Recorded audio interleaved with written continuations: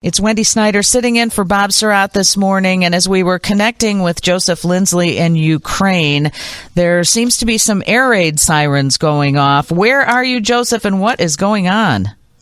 Wendy, good morning to you in Chicago. Good afternoon. I'm speaking to you from what I call the edge of the free world, the city of Kharkiv, which before the war was Ukraine's second biggest city. We're just about 30 miles from Russia, and I took it's about a 6-hour train ride in from Kyiv this morning. As soon as we stepped on the platform, I heard the soundtrack of distant shelling, and my cameraman, John Baptiste, says with a laugh, "Welcome to Kharkiv." You know, this is how it is here.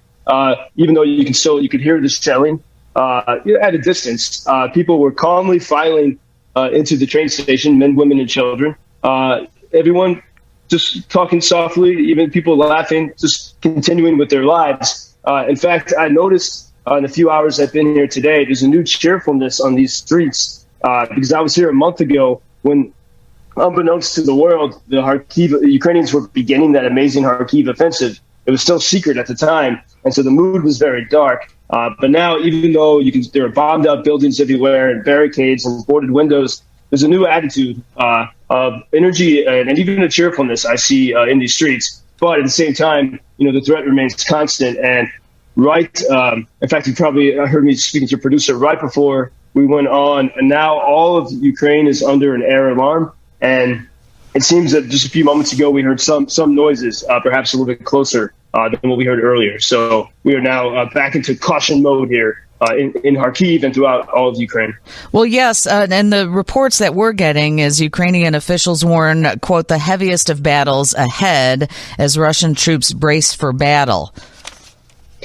Yeah, I mean, I was just meeting with a group of volunteers, so I want to tell you about these people, but we were all, these are people, everyone has been all over the country at different times, and, it feels in some ways that Ukraine is it's a giant village. Because as you go through the war, you see people you met at different phases of the war and everyone working on different projects. But I think the overarching theme or mood is that it's strangely calm right now. And, we've had these threats from Putin on Monday.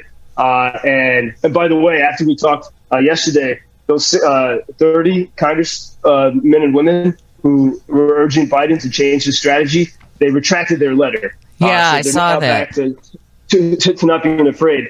They blamed it on a staff member, but I think that sounds pretty extraordinary. But it's good to see that they're realizing we have to stick together and not be afraid.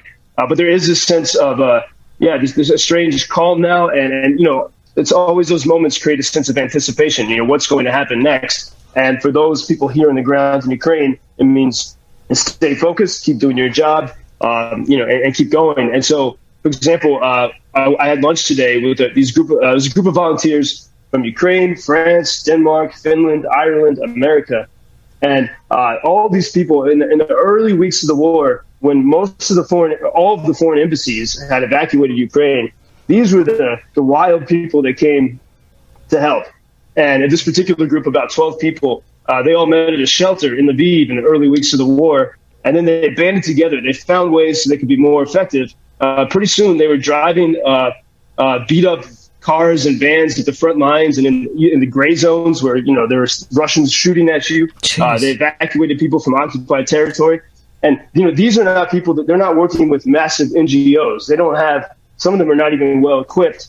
They don't have any safety mechanisms. If they get hit or hurt, there's no great organization to take care of them. But they have been, and listening to their stories today, they have been to places and they have stayed here longer than some of these massive, well-funded, sleek, media-oriented nonprofits. Many of those groups have left. They got their media attention and left.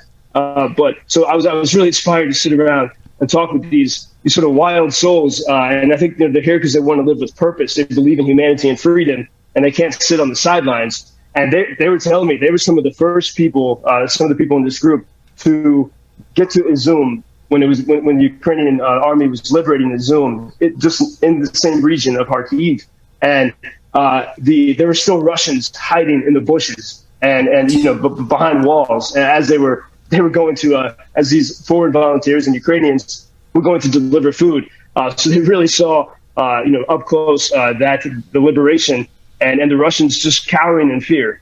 Anyway, so these are amazing stories, which I encounter so often. Today is here in Ukraine, we call it the 270th day of February, the month that has never ended. Yeah. But it's these stories that they gave us inspiration, and these are the people that stick around here long after there's no more. They don't have the great attention, but they're here because they believe in the goodness of this fight. And very quickly here, Ukraine is asking people who did flee the country not to return home this winter. That's what's going on. That's the information we're getting anyway. Any truth to that? Yeah, absolutely. And it's because people want to return. These are people that, they're happier in Ukraine than they are, in other countries around the world because it's their home. But unfortunately, with the Russian attacks on infrastructure, we're anticipating it's going to be very difficult for you to have heat and electricity through the winter, and that's exactly why they need to keep the population a little bit smaller during these difficult upcoming months. Totally makes sense, Joseph. It's a pleasure to talk to you as always. Bob is back tomorrow, so he will be talking to you. Please stay safe. Wendy, thanks, and I look forward to talking to you as well in the near future. Thank you. Joseph Lindsley, editor of Ukrainian Freedom News and founder of the Lviv Lab for the Activation of Democracy. It's like he's describing a movie. I can't believe this is real life going on there. It's crazy.